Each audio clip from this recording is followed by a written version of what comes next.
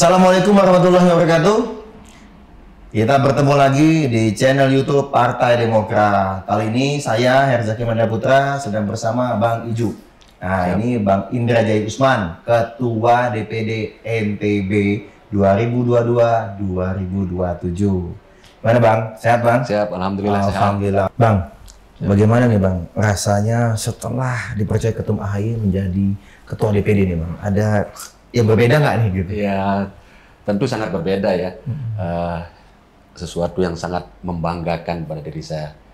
Kenapa saya katakan gitu, Bang Zaki ya? Karena saya ini adalah politisi yang memang lahir, dididik, dibesarkan di kawah Chandra di Muka yang namanya Partai Demokrat. Wah, mantap. Tentu ini menjadi sesuatu yang namanya kita berkarir dari nol di Partai Demokrat kan, belajar menjadi politisi dari Partai Demokrat, tidak pernah berpartai sebelumnya itu. Tapi ngomong masuk Demokrat tahun kapan Bang? Tahun 2004 sebenarnya. Oh 2004. Ya, okay. Begitu saya tamat kuliah di Jogja, saya pulang ke Lombok, langsung masuk Partai Demokrat. Oh berarti lulus kuliah langsung masuk Partai Demokrat. Luar biasa. Orang biasa lulus kuliah nyari kerja ini, tapi ini lulus kuliah langsung masuk Partai Demokrat lagi. Apalagi tahun itu tahun 2004. Di saat masih belum jelas nih Demokrat bakal jadi partai seperti apa. Ini berarti satu sisi loyalitas lah kita bisa pegang ya Bang ya. Apalagi nggak pernah masuk partai lain nih Bang. Tidak pernah sebelumnya. Nah ini luar biasa. Pengalamannya menarik di awal saya masuk Demokrat karena kan di Jogja saya bergaul sama kawan-kawan aktivis, kembali ke daerah juga bergaul sama kawan-kawan aktivis. Ya 2004 kan awal-awal reformasi. Bahkan kita tahu bagaimana rekan-rekan di lingkungan aktivis itu sangat lebih banyak alerginya dengan partai politik saat itu. Apalagi posisi Partai Demokrat ditahu adalah panglimanya Bapak SBY kan waktu itu bintang 4. Nah, kan biasanya aktivis ini kan mikirnya, waduh kok agak alergi sama militer gitu Bang ya. Militer karena reformasi ngelawan militer. Terus kok saya yang bagian dari kawan-kawan aktivis dikatakan kok kamu masuk partai yang ada bau-baunya militer begitu kan? Nah, tapi menurut saya karena dari awal perjalanan muncul Pak SBY, saya kira dari sejak jadi menteri ya, saya banyaklah mengikuti membaca pemikiran Pak SBY. Saya kira Pak SBY bukan militer yang seperti zaman Orba ya. Karena Pak SBY saya lihat itu sebagai sosok yang reformis, Bang ya, demokratis, iya, itu yang menjadi inspirasi saya kira Bang, karena sangat jelas platform di dalam Partai Demokrat, sangat jelas ideologinya Partai Demokrat. Nah, bagi saya harus memilih, begitu kan, karena tidak mungkin selamanya bergerak di luar sistem. Begitu. Menarik nih. Aktivis dengarkan. Jadi memang banyak istilahnya tanda kutip itu cemoohan kan dari lingkungan ya. Di era itu ya Bang ya. Apalagi Jogja kan salah satu pusat pergerakan anti kemapanan lah gitu gitu ya. Terutama di NTB waktu itu kan senior yang di aktivis itu banyak lah yang ngejek ngolok gitu, kenapa masuk partai politik kamu Nah, saya tidak mau dengar karena bagi saya karena saya terinspirasi sama Pak SBY, tentu pemikiran Pak SBY kan semua tertuang di dalam Partai Demokrat ya, secara ideologinya, platformnya segala macam itu adalah memang genuine dari Pak SBY kan. Nah bagi saya karena saya melihat Pak SBY sebagai sumber inspirasi saya, makanya cocok bagi saya untuk masuk kepada Partai Demokrat yang memang merupakan ya anak ideologis lah dari Pak SBY begitu.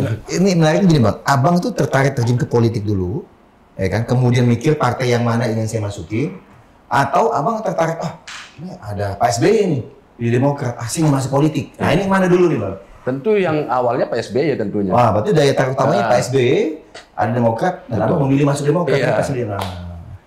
Itu. Nah ini menarik, karena kadang-kadang orang saya mau masuk politik ke partai yang mana ya, dipikir gitu ya kan, mau cari-cari yang mana. Tapi ternyata Abang figur Pak SBY. Figur Pak SBY yang menjadi inspirasi. Ini menariknya, ini perlu kita highlight ya, perlu kita garis bawahi. Bang Iju ini udah dari tahun 2004 ada Partai Demokrat, masuk bergabung Partai Demokrat karena sosok Bapak SBY. Karena memang Pak SBY lah dulu tokoh ya, founding fathers ya Pak ya, dari Partai Demokrat. Ini rekam jejak sejarah masih diingat. Jangan sampai nanti ada yang mengklaim Pak SBY dibilangnya tidak berkeringat gitu, ya kan? Ya 2004 kalau nggak figur Pak SBY ada nggak yang mau masuk Demokrat menurut Abang? Sama sekali tidak ada. Sama sekali tidak ada. Sama Ini sekali pengakuan kader dari tahun 2004. Nah ini tapi udah kita pindah dulu nih Bang ya. Nah, Abang waktu masuk itu lalu apa di kepengurusan atau nyalek atau gimana tuh waktu itu? Waktu baru masuk sih hanya sekedar sebagai simpatisan kader. Oh, simpatisan. Saja. Begitu muscap pertama ya di 2005-2006 itu baru saya masuk di kepengurusan di DPC Lombok Barat. Oh, jadi Abang di DPC. Ketua DPC bukan? Bukan, sebagai ketua Bapilu. Oh, ketua Bapilu Bang ya. Iya. Wah, mantap nih pakarnya. Ini nih pemilu nih. Nah, habis itu bagaimana perjalanan karir Abang di Demokrat setelah kepala Bapilu? Ya alhamdulillah memang 2000 saat saya masuk sebagai pengurusan tentu pemilu pertama yang kami hadapi kan 2009. Memang 2009 itu memang lagi golden age-nya ya. Age-nya Partai Demokrat. Tentu sangat membantu kinerja-kinerja kebapiluan ya. Karena memang kita sedang lagi top dengan figur Pak SBY yang begitu sukses di periode pertama ya 2004-2009 itu. Ya alhamdulillah di DPC Lombok Barat kami bisa mengantarkan posisi wakil ketua 1 waktu itu. Oke, wakil ketua 1 berarti berapa kursi itu Bang? 5 waktu itu. 5 kursi? 5 kursi, sama semua sih. Semua dari ketua DPR-nya yang waktu dari Golkar. 5 juga kita terima cuma selisih suara saja. Mantap juga ya. Berarti habis kepala atau ketua Bapilu DPC, Abang jadi Dewan? Iya, 2009 saya 2009. Habis itu apa Bang? Karirnya gimana tuh maksud saya? Jadi apa? Di ketua DPC kah atau apa? Atau tetap di kepala Bapilu atau gimana? Di 2012 saya nyalon untuk jadi ketua DPC, tapi itu tidak berhasil Bang? Tidak berhasil. Terus jadi apa Bang di situ? Tidak berhasil, kemudian ditempatkan jadi wakil ketua 1. Wakil ketua 1 Bang ya? Oke. Berarti tapi Abang kecewa pasti ya? Nggak jadi. Namanya berjuang kan? Secara manusiawi pasti kecewa. Karena ada proses-proses yang memang... Tapi Abang memilih tetap bergabung? Tetap, karena memang saya masuk Demokrat bukan tujuan hanya sekedar menjadi DPR ya. Seperti yang saya sampaikan di awal tadi, Bang Zaki, ini kan persoalan standing ideologi dan platform partai yang memang saya sangat setuju dengan itu. Ideologi dan platform Partai Demokrat ini pas banget lah. Iya, pas banget. Apa pemikiran Abang ya dan pandangan Abang, sehingga waktu itu ini kan menarik. Maju ketua DPC kalah tapi tetap di Partai Demokrat, tetap mau bergabung di pengurusan, alias tidak apa? Mutu. Nah, ini contoh juga nih. Ini kan bagaimana ya? Tidak banyak nih yang bisa seperti ini sebenarnya gitu. Nah, ini kita sudah dengarkan tadi bagaimana. Tapi kan Abang juga jadi ketua DPC setahu saya Bang. Kapan itu? Di 2017 saja jadi ketua. Oh, jadi pada saat muscap selanjutnya maju lagi. Maju lagi. Nah, ini pantang menyerah. Nah, ini menarik nih, ya kan? Maju, kemudian akhirnya terakhir kemarin pada saat musda Abang memberanikan diri maju sebagai ketua DPD. Ada apa Bang pikiran tahu-tahu pengen maju jadi ketua DPD? Kan bukannya kalau misalnya anggota dewan kabupaten cukup fokus aja di DPC, malah DPD kan ngurusin semua kabupaten lain, Bang. Betul. Kan? Ya saya kira saya sudah banyak mendapatkan sesuatu dari Partai Demokrat, saya kira. Dari saya sejak baru tamat langsung masih bujang waktu itu kan sudah jadi anggota DPR dan sudah 3 kali menjadi anggota DPRD gitu kan. Saya kira saya ingin memberikan sumbangsih yang lebih besar lah, secara pikiran, secara tenaga dan segala macam ke Partai Demokrat untuk membesarkan partai. Karena dari rentang panjang pengalaman selama berkarir di dunia politik, saya merasa cukup ilmu lah gitu, ilmu untuk berkhidmat ke Partai Demokrat seperti itu.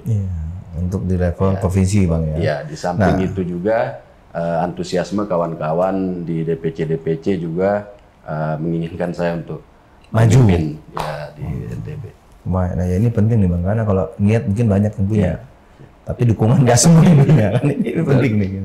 Tapi memang Abang ingin berkhidmat di DPD nih. Memang apa yang mau Abang buat di DPD NTB ini? Apa sih misalnya yang kurangnya saat ini misalnya, atau yang seharusnya diperbaiki, atau ya udah kita kedepannya ingin seperti ini Bang gitu. Iya.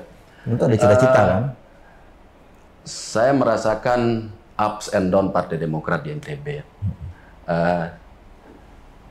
Ada satu benang merah yang saya analisis, Bang ya. Partai Demokrat di NTB itu sebenarnya sudah punya fans tersendiri, sudah punya konstituen yang memang sudah fanatik lah. Cuma dari beberapa kali perjalanan ini selama 20 tahun terakhir lah, saya melihat ini yang belum banyak dimaksimalkan. Orang banyak berpikir, Bang ya, di NTB itu bahwa Partai Demokrat pasca ditinggalnya oleh TGB itu akan hancur. Tapi mereka salah sebenarnya. Saya katakan mereka salah. Kenapa, Bang? Karena sebenarnya Partai Demokrat itu masuk NTB kemudian menjadi besar itu lebih pada persoalan figur SBY, bukan di persoalan figur lokal. Karena walaupun di masa ini kejatuhan kita di 2014 itu Demokrat masih tetap bisa menjadi top party. Oh, di NTB. Di NTB walaupun saat itu ada TGB ya. Tapi bagi saya kemudian sebenarnya lebih pada ke figur Pak SBY yang bisa merekatkan semua itu. Target saya di NTB itu pertama tentu adalah merapikan struktur. Merapikan struktur dari tingkat DPD sampai dengan anak ranting. Banyak, itu sekitar 7.000 sekian. 7.000 anak ranting? Iya, anak ranting. Seprovinsi NTB? Seprovinsi NTB. Hampir 8.000, 7.600 sekian. Apakah itu mission impossible? Bagi saya tidak. Berapa lama, Bang, merapikan itu? Setahun, 2 tahun, 3 tahun? 1 tahun. 1 tahun yakin ya, Bang ya? Kita catat 2022 akan beres nih. Janjinya Bang Iju ya. Oke, lanjut, Bang. Kenapa itu menjadi sesuatu yang possible ya? Karena saya sudah melakukannya di Lombok Barat. Oh gitu. Wow. Jadi Lombok Baratnya sudah rapi, Bang, sampai ke level anak ranting. Level anak ranting. Oh, berarti kan bisa dimodifikasi lah, Bang ya. Bisa dibuat untuk level DPD juga gitu. Bagaimana bisa Bang? Kan orang ini maaf ya, Bang, selama ini kan kelemahan organisasi ini salah satunya tadi bicara bahwa oh ya bisa tapi ternyata buktinya tidak ada gitu. Nah sekarang Abang bagaimana bisa merapikan anak ranting itu dan butuh berapa lama sih dulu sampai bisa ada? Intinya komunikasi dengan pimpinan-pimpinan yang di tingkat bawah gitu tentunya. Kemudian disiplin kader saja. Kalau memang misalnya sekarang saya sebagai ketua DPD tentu saya akan memberikan instruksi yang jelas kepada DPC untuk selanjutnya dilanjutkan ke tingkat PAC, ranting dan seterusnya. Jadi maksudnya disiplin itu dicek terus ya, Bang ya? Iya. Jadi tidak diawasi, instruksi, dikontrol. Jadi istilahnya ini bukan kerja yang luar biasa sebenarnya. Iya, sebenarnya. Ini sangat memungkinkan untuk dilakukan. Asal tadi kuncinya disiplin, Bang ya? Iya. Disiplin, diawasi, dikontrol, konsistensi lah. Konsistensi. Gitu. Jadi jangan malas ngecek nih ya, Bang. Perintahnya tinggal ngecek gitu kan. Nah tapi apa kalau ketua DPD nanti bener nih mau langsung turun ke kadang-kadang mau cek ke ranting atau anak ranting, perlu emang kayak gitu? Harus. Loh kenapa? Kan kalau level dia udah di provinsi tuh. Ya justru itu akan memberikan semangat juga kepada kader-kader kita, pengurus-pengurus kita di tingkat grassroots. Gitu karena ada sesuatu kebanggaan tersendiri lah saat kita turun misalnya ke PAC, ke ranting gitu kan, menyapa mereka, mendengarkan keluh kesah mereka, bahkan ide-ide mereka kita dengarkan, kita ambil masukan yang baik gitu, dan kita eksekusi itu bisa membuat suasana kekeluargaan makin erat gitu, dan militansi tentunya menimbulkan militansi. Kan tadi ya tatap muka tadi ya penting ya, Bang. Nyapa. Nah ini menarik karena kadang-kadang orang tuh maaf ya, Bang, sudah di atas lalu sama yang di bawah tuh suka lupa gitu. Sama kayak Dewan ya kan. Katanya kan, oh pas kampanye rajin ketemu, begitu selesai ada nomor handphone kadang ganti gitu.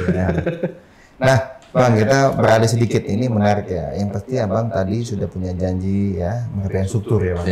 Tapi kan struktur rapi kan ada ujungnya gitu. Tujuan berpartai kan maaf meningkatkan suara. Suara, meningkatkan kursi. Meningkatkan kursi. Nah, bagaimana nih Bang kursi? Abang lihat proyeksi di tangan Abang kalau Abang rapikan terus kerjasama dengan semua. Ya. Bagaimana nih Demokrat di NTB 2024?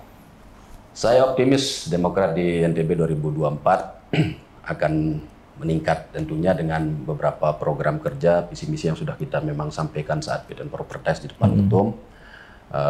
Intinya seperti tadi, pertama harus dirapikan strukturnya sampai dengan tingkat yang paling bawah. Waktu itu saya sampaikan sama ketum juga, saya pakai analogi kan, tidak mungkin kita akan perang tanpa ada pasukan yang sudah ada di posnya masing-masing begitu kan. Kemudian tentu merekrut caleg-caleg yang kompetitif. Jadi siapapun dia, apakah dia ketua DPD, apakah dia ketua DPC, apakah dia incumbent, semua mereka ini harus berani berkompetisi. Gitu kan. Kadang kan penyakit kita Bang ya, begitu menjadi ketua DPC apalagi incumbent dewan atau ketua DPD incumbent dewan gitu, maunya caleg-caleg di bawahnya ini lemah gitu supaya tidak ada saingan. Nah ini yang jadi penyakit kita kadang. Nah dengan begitu saya kira strukturnya oke, calegnya kompetitif, apalagi sekarang kita tahu Demokrat kan sedang naik daun. Saya merasakan sendiri Bang, pasca pengumuman oleh tim 3, kemudian antusiasme masyarakat itu banyak sekali yang ingin gabung ke Demokrat. Nah ini menjadi satu peluang yang besar lah untuk membesarkan Partai Demokrat. Ya mudah-mudahan sekarang posisi Partai Demokrat mendapatkan 7 kursi, 1 kursi di DPR RI, 7 kursi di DPRD Provinsi, ada 40 kursi di DPRD Kabupaten. Itu akan kita pertahankan pada yang sudah terisi, tentunya yang kosong akan kita isi. Sehingga dan beberapa dapil-dapil yang besar yang memungkinkan kita mendapatkan 2 kursi, kita akan bekerja keras untuk itu. Jadi berapa tuh Bang kok bicara kursi itu dari 7 itu? Punya keyakinan nggak? Keyakinan saya sih bisa terisi semua dan bertahan yang karena sekarang kan posisi kursi Demokrat ada di dapil.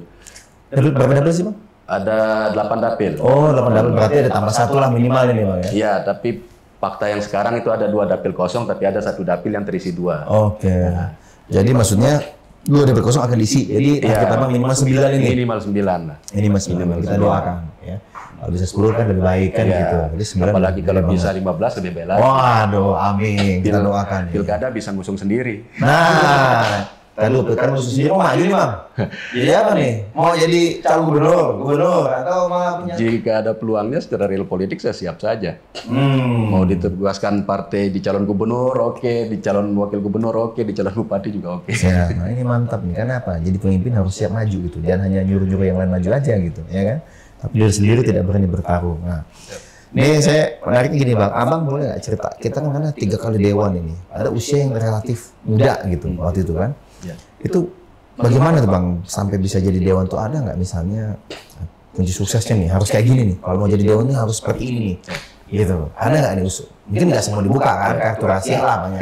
Tapi boleh lah 1-2 rahasia dibocorkan. Banyak juga nih soal Demokrat dan tahu ya nggak? Nah, boleh dong Bang dibagi-bagi ini. Resepnya 1 atau 2 aja. Ya intinya saya kira kita harus banyak berkomunikasi dengan masyarakat tentunya Bang ya. Kemudian dalam pengalaman saya mungkin dalam 3 kali bertarung di pemilu saya tidak pernah banyak janji sebenarnya. Oke. Ya, berbicara sama masyarakat, sampaikan apa adanya. Ya misalnya kalau harus mengerti sebelumnya tentu tugas dan fungsi DPR kan supaya tidak oper janji lah. Kadang kan DPR caleg-caleg karena pingin dipilih janjinya sangat bombastis padahal itu tidak sesuai dengan tugas dan fungsi DPR. Oh, berarti ranahnya tidak di situ, misalnya level provinsi tapi dia hanya kabupaten sebenarnya gitu. Lagi saya jujur saja berbicara sama masyarakat. Masyarakat juga akan memahami itu. Iya. Itu penting ya. Jadi komunikasi mesti dijaga ya dengan masyarakat. Dan jangan memberikan janji-janji yang berlebihan, tapi janji yang sesuai dengan tugas tanggung jawab dewan aja Bang, sesuai dengan ranahnya atau ruang lingkupnya. Nah, ini boleh nih catatan nih, karena ini tips yang belum ada nih kayaknya, ya kan? Bisa catatan. Nah, Bang, kita kan punya ketum yang mengusung semangat muda adalah kekuatan. Muda adalah kekuatan. Nah, bagaimana nih Abang melihat di NTB itu sendiri? Apakah memang anak-anak muda NTB ini juga punya antusiasme yang luar biasa nih terhadap politik dan juga mungkin Partai Demokrat ini? Gimana Bang melihatnya, Bang? Saya kira sangat antusias ya kawan-kawan muda di NTB untuk berpolitik, terutama masuk Partai Demokrat karena figur ketua umumnya muda, terus dari berbagai macam pola komunikasi ya di medsos-medsos tentunya yang mereka lihat itu yang membuat mereka tertarik. Misalnya faktanya hari ini saat saya kemudian terpilih, banyak sekali kawan-kawan muda yang ingin bergabung dengan Partai Demokrat. Tapi kawan aktivis gimana Bang? Kawan-kawan aktivis? Kawan aktivis juga oke. Kawan aktivis, kawan-kawan muda profesional juga banyak, para pengusaha muda, terus pegiat-pegiat medsos, influencer dan lain sebagainya, itu banyak yang ingin bergabung dengan Partai Demokrat. Dan itu saya kira berkah lah. Berkah Bang ya, berkah. Yang akan bisa juga memperkuat kerja-kerja politik ke depan. Kita ke depannya. Tapi saya ingin tahu banget sebenarnya daya tarik utama saat ini apa ya? Begitu banyak orang misalnya rakyat, masyarakat yang ingin gabung nih bersama Partai Demokrat di NTB. Figur apa sih Bang? Faktor utamanya Abang lihat ini? Kenapa ada derasnya arus dari masyarakat yang ingin masuk ke Partai Demokrat dan bergabungan pengurus? Karena mereka melihat bahwa Partai Demokrat ini akan menjadi partai yang besar lagi di 2024. Ada peluang lah, ada peluang yang dilihat. Makanya banyak sekali yang ingin bergabung. Itu satu sisinya di sisi anak muda, saya kira karena tadi Demokrat ini kan memang tampilannya sangat milenial gitu. Oh milenial ya, muda banget, asik banget gitu ya. Kayak gitu. Semoga saya juga lah masuk rapin baju dulu deh gitu. Ya kan? Karena ada pengalaman dari teman seorang pengusaha muda yang dia tidak pernah mau berpartai, Bang. Tidak pernah mau berpartai, dia hanya fokus pada usaha saja. Gitu. Cuma beliau pernah ikut main ke DPP gitu kan. Ikut main ke DPP, kok DPP Demokrat beda ya dengan partai-partai lain gitu. Guyup, terus asik gitu, tidak misalnya kalau ada ini tinggi gitu, tinggi datang ya. Pakai kayak gitu. Itu yang dia lihat, terus loh kok saya jadinya ingin masuk Demokrat katanya. Wah, ini bagus nih, menarik. Memang beda ya, auranya kita 2 tahun ini lebih guyup gitu ya, lebih guyup, lebih dekat lah. Banyak juga rakyat bilang kita nih lebih merakyat nih Partai Demokrat katanya sekarang gitu kan. Ya alhamdulillah lah kalau gitu. Nah, Bang, tapi ada satu hal juga nih yang mungkin tadi milenial tampilannya kan salah satunya mungkin karena media sosial mungkin. Ya kan? Karena kan sekarang ini anak muda ini kan banyak melihat kita di media sosial. Nah, Abang sendiri melihat apakah memang keaktifan kita Partai Demokrat kan juga dikenal sekarang sebagai partai yang kader-kadernya sangat militan gitu di media sosial, tidak menggunakan, mohon maaf ya, pihak ketiga atau buzzer dan macam-macam gitu ya kan. Nah, bagaimana Abang melihat nih pengaruh media sosial ya terkait kita gitu misalnya, terkait Partai Demokrat? Saya pikir sangat besar pengaruhnya Bang ya. Karena generasi muda yang kita tahu juga pola komunikasi kan lebih banyak melalui media sosial. Jadi pengenalan terhadap Partai Demokrat, juga ketertarikan bahkan kecintaan mereka terhadap Partai Demokrat itu banyak mereka sumber informasinya itu sebenarnya melalui media sosial. Apalagi pandemi nih Bang ya. Tapi jadi gimana nih, kita kalau misalnya dewan-dewan, kader-kader, kalau kita ajak buat rajin bermedsos tuh ada efek nggak Bang? Atau buat apa nih kita medsos sebenarnya? Nggak perlu lah gitu. Gimana? Harus itu saya kira. Harus, karena ada perubahan perilaku kita sekarang ini kan secara global lah saya kira ya, ada disrupsi teknologi itu tentunya kita tidak bisa lagi hanya mengandalkan pola-pola komunikasi tradisional, walaupun itu tetap kita pertahankan tentunya. Kita pertahankan untuk silaturahmi secara langsung kepada masyarakat, tatap muka dan lain sebagainya, tetap kita pertahankan. Tapi ada juga di satu sisi yang memang teknologi ini memaksa kita untuk beradaptasi. Tentunya kalau kita tidak beradaptasi ya kita akan ketinggalan zaman dan kita akan tidak mampu survive tentunya kan. Ya teori evolusi lah. Survival of the fittest kan seperti itu. Kalau kita bisa survive ya kita akan bertahan begitu. Nah, sekarang ini siapa sih yang tidak pegang handphone misalnya gadget, kan? Gadget lah gitu. Nah, kalau kita tidak bisa tidak bisa menyesuaikan diri dengan hal itu, tentunya kita akan ketinggalan. Apalagi termasuk DPR kita yang sekarang tentunya, karena sebagaimana yang sudah disampaikan Ketum ya, DPR itu kan aset yang paling berharga dari partai ini. Tentunya mereka lah garda terdepan untuk berkomunikasi dan berbicara dengan rakyat, apakah itu secara langsung dan melalui medsos gitu, supaya memang supaya masyarakat juga tahu bahwa ini loh kerja saya ini, kerja Partai Demokrat begitu. Bang, ini dalam survei selama 2 tahun terakhir ini kan ada peningkatan yang signifikan nih dengan Partai Demokrat di tingkat pusat. Nah, ini bagaimana nih kita di pusat ini kan sudah bagus nih secara umum nih. Bagaimana semangat ini, ya kan, kepercayaan publik ini, ya kan, bisa juga meningkat pesat nih di NTB ini, gitu. Atau bahkan NTB bisa menjadi salah satu kontributor dalam peningkatan elektabilitas yang semakin tinggi di Partai Demokrat ini. Nah, bagaimana ya Abang melihat ini? Bagaimana nih strateginya kira-kira nanti di NTB? Ya, hal yang tidak bisa kita pungkiri juga dengan meningkatnya elektabilitas Partai Demokrat 2 tahun terakhir ini, di samping kerja-kerja politik dari DPP, juga adalah figur Ketum AHY. Kira ini menjadi magnitud tersendiri. Jujur saya katakan misalnya segala predikat yang ada di dalam diri Ketum ya, itu menjadi sumber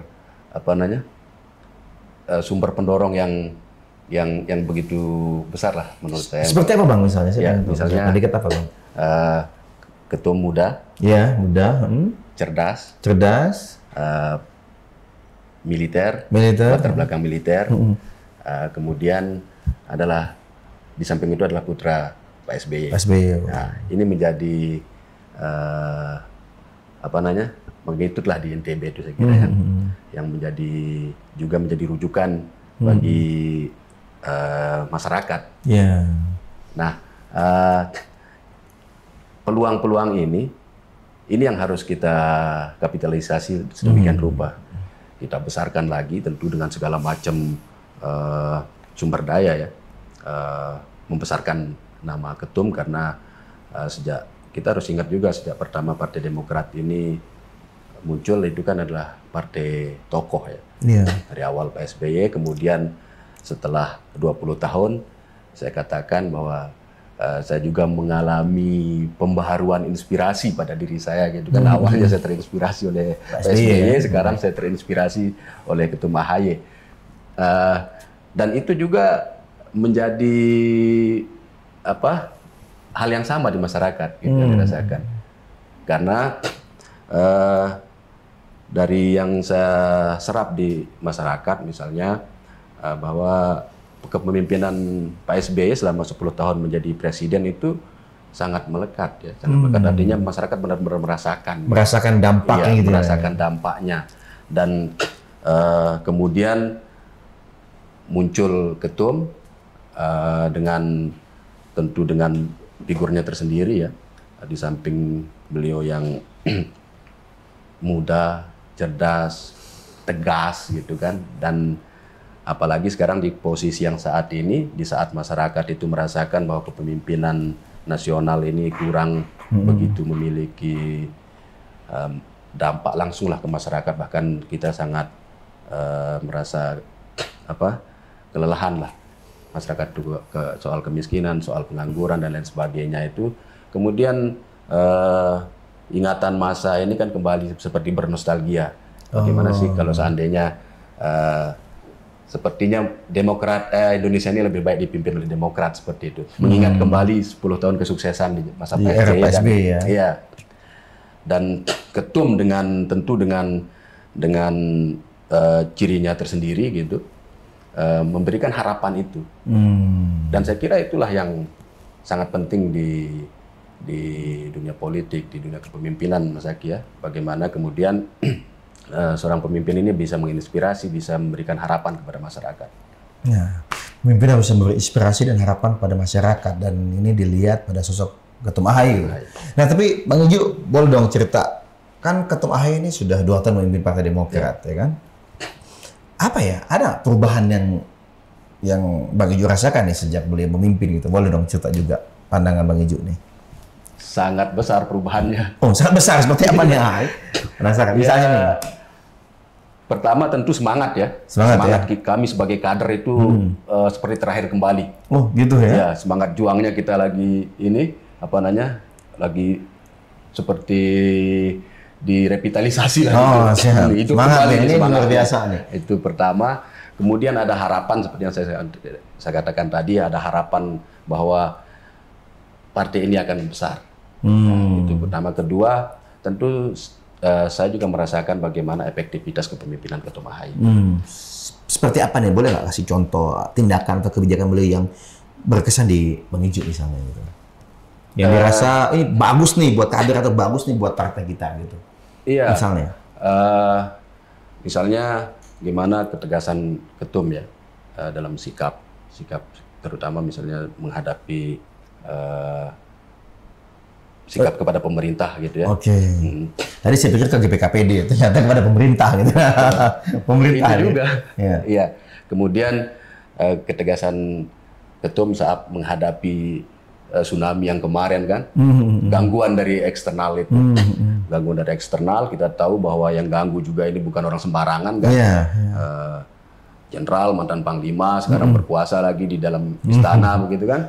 Tumbang tapi ya? Iya, tapi tumbang. Oleh Ketum AHY dan kita semua. Dan itu yang saya lihat efektivitas kepemimpinan Ketum. Hanya kita berkoordinasi hanya selama beberapa hari saja, semua kader langsung kelihatan loyalitasnya dan ketaatannya terhadap solid dan kompak gitu ya di bawah kepemimpinan Ketum AHY. Ini karena kecepatan beliau dalam bertindak juga ya, mengkomunikasikan kepada kader-kader di seluruh Indonesia. Nah ini memang success story lah kita di GPKPD, karena belum tentu istilahnya kan ini bisa menjadi pembelajaran kita semua nih. Meskipun kita harus hati-hati tetap, ya kan. Namanya kita partai besar, banyak yang ingin gitu, ya kan. Kalau barang jelek nggak ada yang mau, ya kan. Tapi karena ini sangat seksi ya, apalagi Ketum AHY tadi kan kepemimpinannya selama 2 tahun ini ternyata terbukti efektif, surveinya pada melambung ya. Pasti banyak lah pihak-pihak yang ingin ngambil, ingin ganggu ya, Bang Ijo ya gitu. Nah. Ada nggak pesan tuh kepada para kader misalnya, kalau misalnya ada gangguan-gangguan kayak gitu lagi, bagaimana nih? Ada pesan nggak misalnya pada kader? Pesan saya kepada kader, saya kira harus tetap mempertahankan loyalitas ya. Karena Partai Demokrat ini adalah partai yang sangat Indonesia, saya kira. Inilah wajah Indonesia sebenarnya, dari ideologinya, dari platformnya. Kita nasionalis juga religius, kita juga plural dan lain sebagainya. Saya kira sudah tidak perlu lagi para kader berpikir yang aneh-aneh lah ya. Saya kira intinya berpartai itu harus loyal. Oke, partai itu loyal. Harus loyal, kemudian berani. Ya seperti apa yang dicontohkan oleh Ketua Umum kita. Seperti contoh Ketua Umum. Berani, loyal, entah. Seperti yang dicontohkan juga oleh Bang Ijo lah. Kan ketua DPD ini, ya kan? Gitu. Menarik Bang, ini kita nggak terasa udah panjang juga nih kita diskusi ya Bang. Banyak banget nih hal baru yang bisa kita dapatkan ya, Sobat Demokrat, dari Bang Ijo ya. Seorang kader yang merintis dari bawah dan juga dari awal-awal berdirinya Partai Demokrat itu. Dan ternyata sampai pada titik bisa dipercaya menjadi seorang ketua DPD gitu. Bahkan beliau juga tidak selalu menang ya. Pernah kalah juga waktu maju ketua DPC, tapi tidak tidak pundung, ngambek ya kan, ngancam-ngancam ya. Padahal waktu itu masih muda banget tuh masih muda banget, tapi justru kemudahan itu tidak membuat istilahnya story kegagalan sebenarnya 2 Bang. Oh, ada 2 satu lagi apa tuh? Satu lagi waktu ada pernah dicalonkan menjadi pengganti antar waktu wakil Bupati Lombok Barat. Oh gitu. Nggak berhasil itu, tapi kalah sama kader atau? Enggak sih, cuma kan karena bupatinya waktu itu, mohon maaf, ditangkap KPK ya. Kemudian wakil bupati naik, kemudian kan Demokrat adalah salah satu partai pengusung. Nah, oleh Demokrat saya diusulkan sebagai calon pengganti atau wakil bupati, tapi kemudian ada proses politik yang nggak berhasil. Ya, tidak berhasil, artinya di tahun berapa itu, Bang? Tahun 2016. 16 ya. Itu pemilihannya tidak terjadi. Karena ada salah satu parpol pengusung itu tidak mau mengeluarkan rekomendasi. Aturannya kan semua parpol pengusung harus mengeluarkan rekomendasi baru prosesnya bisa jalan. Tapi itu dikunci. Jadinya ada orang lain yang masuk atau dikosong? Kosong. Kosong sampai dengan terakhir. Inilah namanya dinamika ya. Kepedihan itu juga adalah bagian dari perjuangan gitu. Bukan berarti dengannya ada kekalahan atau hal yang tidak sesuai dengan kita lalu kita menjadi mundur gitu. Tapi justru tetap melangkah maju ya. Iya. Bang, makasih banget nih. Ini saya jadi dapat banyak ilmu nih, apalagi teman-teman sobat Demokrat yang dimanapun berada, pasti setelah nonton Bang Iju ini makin tambah semangat nih. Terutama apalagi yang 2024 nanti mau ikutan nyalek, Bang. Ya, kita doain ya, kita doain semua yang sedang menonton ini yang ingin jadi caleg, insya Allah bisa terpilih ya Bang ya. Amin. Doain juga Bang Iju bisa terpilih kembali gitu ya. Itu aja Bang Iju ya. Selamat bertugas sebagai Ketua DPD Partai Demokrat Provinsi Nusa Tenggara Barat. Semoga bisa membawa kembali kejayaan Partai Demokrat di NTB. Terima kasih banyak, Bang Zaki. Oke, siap. Doanya juga tentu dari semua sobat Demokrat ya, dimanapun berada untuk Bang Iju dan teman-teman di Demokrat NTB. Saya Herzaki Manda Putra bersama Bang Iju. Mohon undur diri. Terima kasih. Jangan lupa di-share, di-like, dan di-subscribe channel YouTube Partai Demokrat. Assalamualaikum warahmatullahi wabarakatuh. Salam Demokrat.